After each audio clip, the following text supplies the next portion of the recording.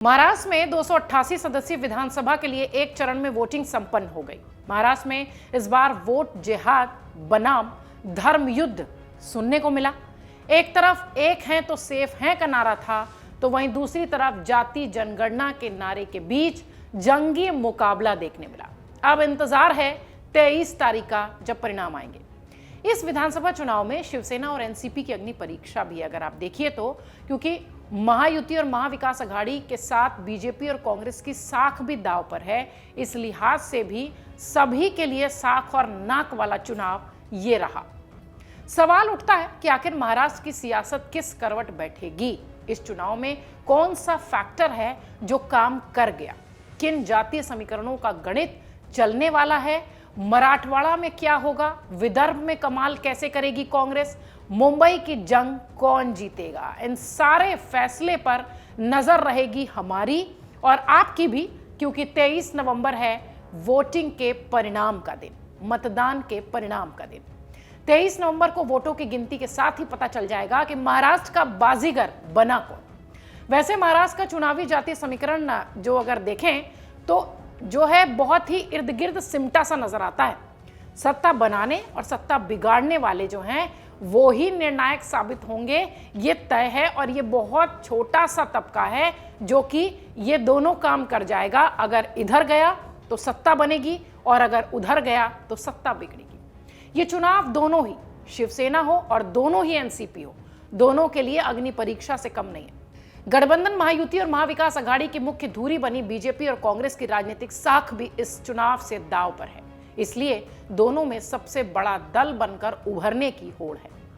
महाराष्ट्र 6 क्षेत्र में बटा हुआ नजर आता है। हर क्षेत्र का अपना सियासी मिजाज है। 6 महीने पहले हुए लोकसभा चुनाव में विपक्षी गठबंधन महाविकास अघाड़ी ने संविधान बदलने का अचूक बाण चलाया था और जिसका उन्हें फायदा मिला, और बीजेपी वाली महायुति मूर्छित होती नजर आई थी लोकसभा चुनाव में, ये कह सकते हैं। लोकसभा चुनाव में उत्तर प्रदेश के बाद महाराष्ट्र में बीजेपी को तगड़ा झटका लगा था। हालांकि हरियाणा की जीत से बीजेपी जोश से सराबोर नजर आई। कांग्रेस वहां पर हार का हिसाब चुकाती दिखाई पड़ी। हरियाणा में कांग्रेस अकेली थी, लेकिन महाराष्ट्र में शरद पवार के रूप में मराठा छत्रप हैं, इसलिए वो हरियाणा का बदला यहां चाहती है। वहीं उद्धव ठाकरे भी शिवसेना से हैं, जो कि कांग्रेस के साथ हैं या महाविकास अघाड़ी का हिस्सा है। बीजेपी के साथ एकनाथ शिंदे की शिवसेना है और अजीत गुट की एनसीपी है। दोनों ही गठबंधनों ने चुनाव में अखाड़े को एकदम से एक्टिव कर रखा है। जमकर अभ्यास भी हो रहे थे, उठा पटक भी चल रही थी। अब परिणाम आएगा 23 तारीख को, तो पता चलेगा कि इन अभ्यासों का, इन उठा पटक का दरअसल असर कितना हुआ। महाराष्ट्र में योद्धा पुराने हैं, लेकिन चुनौतियां नई हैं। महायुति और एमवीए के कई दिग्गज नेता चुनाव की दिशा का रुख मोड़ने का मादा रखते हैं, लेकिन चुनौतियां भी कम नहीं है। केंद्र में तीसरी बार सत्ता मिलने के बाद बीजेपी 100% सफलता का मंत्र जप रही है, लेकिन जातीय समीकरण साधने की उसके सामने बड़ी चुनौती है। वहीं बटी हुई शिवसेना और एनसीपी के सामने अस्तित्व बचाने की लड़ाई है। बुजुर्ग शरद पवार फिर किंग मेकर बनने का ख्वाब देख रहे हैं, लेकिन भतीजे अजीत पवार ने भी पूरा जोर लगा दिया है। शिवसेना के लिए कोंकण और मुंबई सबसे अहम साबित होने वाले हैं, जहां एकनाथ शिंदे ने उद्धव के खिलाफ धोबी पछाड़ वाला दांव खेला है। करीब 47 सीटें हैं जिन पर दोनों आमने सामने हैं, यानी दो शिवसेना 47 सीटों पर आमने सामने नजर आती है। वहीं संघ मुख्यालय नागपुर और विदर्भ की बात करें तो वहां पर भी सबकी निगाहें हैं।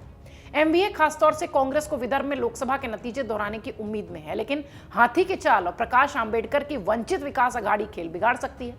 विदर्भ की तकरीबन सभी सीटों पर बसपा ने प्रत्याशी उतारे। प्रकाश आंबेडकर के उम्मीदवार भी कांग्रेसी वोट बैंक में सेंध लगा रहे हैं। बीजेपी ने मध्य प्रदेश के मुख्यमंत्री से लेकर संगठन मंत्री तक सभी को विदर्भ में उतार दिया था चुनावी प्रचार के लिए। यहां की भी मुख्य लड़ाई अगर देखिए तो बीजेपी और कांग्रेस के बीच है।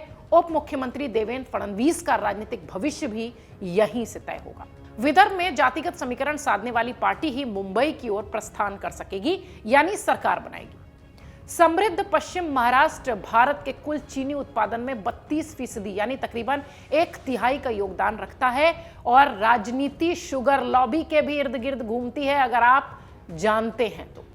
बीजेपी ने इसमें भी सेंधमारी की है। महाविकास अघाड़ी शरद पवार के भरोसे है, जबकि महायुति लाडली बहना योजना के चमत्कार से उम्मीद लगाए बैठी है। एक है तो सेफ है और बटेंगे तो कटेंगे नारे का भी असर होता नजर आएगा। मराठा वर्चस्व वाले इस क्षेत्र में मराठा, धनगर, मुस्लिम और दलित मतदाताओं की संख्या सबसे ज्यादा है। पुणे पश्चिम महाराष्ट्र का सबसे बड़ा जिला है और यहां विधानसभा की 21 सीटें आती हैं। पवार परिवार की राजनीति का यह गढ़ भी है। सतारा में पूर्व मुख्यमंत्री पृथ्वीराज चव्हाण और सांगली में वसंत दादा पाटिल के परिवार के रसूख की भी लड़ाई है। वर्सेस बनाम यह लड़ाई महाराष्ट्र में खूब देखने मिल रही है। अंगूर हो, प्याज हो, गन्ना हो, कपास हो, इसके लिए उत्तर महाराष्ट्र खासतौर से जाना जाता है और महायुति और खासतौर पर बीजेपी का इस इलाके में वर्चस्व है। एनसीपी के छगन भुजबल से लेकर बीजेपी के गिरीश महाजन, राधा कृष्ण विखे पाटिल और विजय कुमार गावित महायुति के बड़े नेता इस क्षेत्र में नजर आते हैं और इस क्षेत्र में माली, धनगर और बंजारा यानी माधव समीकरण जो है वो सर्वाधिक प्रभावी है, वोट बैंक है और यह बीजेपी का वोट बैंक है। यह समीकरण रुख बदलने का भी मादा रखते हैं, यानी हवा का रुख ये किसी और भी मोड़ सकते हैं। मनोज जरांगे पाटिल का मराठा फैक्टर भी कम प्रभावी नहीं है इस इलाके में। बागियों और निर्दलियों ने भी दिग्गजों की नाक में दम कर रखा है। 292 निर्दलीय प्रत्याशी मैदान में हैं और उत्तर महाराष्ट्र की 47 विधानसभा सीटों पर एमवीए और महायुति दोनों में कांटे का मुकाबला है। देश की आर्थिक राजधानी मुंबई के रण में शिवसेना प्रमुख उद्धव ठाकरे और उनके चचेरे भाई मनसे के अध्यक्ष राज ठाकरे की प्रतिष्ठा भी दांव पर है। उद्धव के बेटे आदित्य ठाकरे दक्षिण मुंबई के वर्ली और राज ठाकरे के पुत्र अमित ठाकरे मराठी और मुस्लिम बहुल सीट माहिम से चुनावी मैदान में। आदित्य ठाकरे के सामने शिंदे की शिवसेना ने राज्यसभा सांसद मिलिंद देवड़ा को मैदान में उतारा है और उनकी चुनावी राहें कांटे से भर दी। वहीं राज ठाकरे के पुत्र अमित ठाकरे दोनों शिवसेना के बीच त्रिकोणीय मुकाबले में फंसे हुए दिखाई पड़ते हैं। धारावी जो है वो झुग्गी बस्ती पुनर्विकास प्रोजेक्ट चुनावी मुद्दे के साथ दिखाई पड़ रही है।